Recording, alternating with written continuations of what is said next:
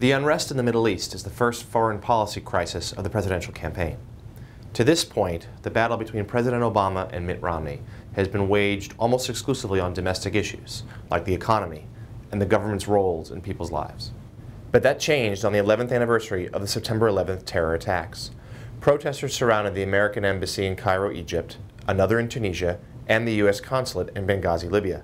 The protests in Egypt and Tunisia, though chaotic, were largely nonviolent and were motivated by anger about an anti-Islamic film, produced in the United States, that had appeared on YouTube.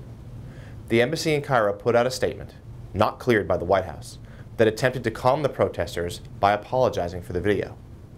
The Romney campaign pounced. Breaking a ceasefire to mark the September 11th anniversary, they released a statement slamming the embassy for apologizing. This immediately drew a strong rebuke from the Obama campaign.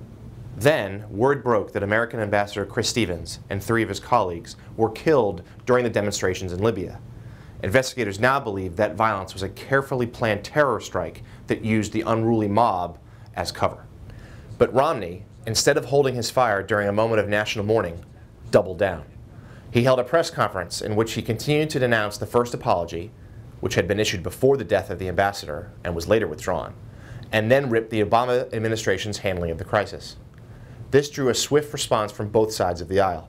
While a few Republicans, namely Sarah Palin and Rudy Giuliani, supported Romney, several other top members of the GOP noticeably remained silent, only calling for national unity and not backing their presidential candidate. Some conservative columnists also chastised Romney, while Democrats, who already have been gleefully painting Romney as a foreign policy rookie, slammed the Republican for allegedly politicizing a national tragedy. The controversy, Romney's first test at responding to a fast-moving international incident, comes at a bad time for the ex-Massachusetts governor. The GOP convention in Tampa provided little bounce in the polls. Conversely, President Obama did see a small spike in his popularity after the Democrats' gathering in Charlotte. Moreover, another weak jobs report did little to damage Obama, who remains ahead in several key swing states now just 8 weeks until Election Day. For more on Road to the White House, please keep checking back nydailynews.com.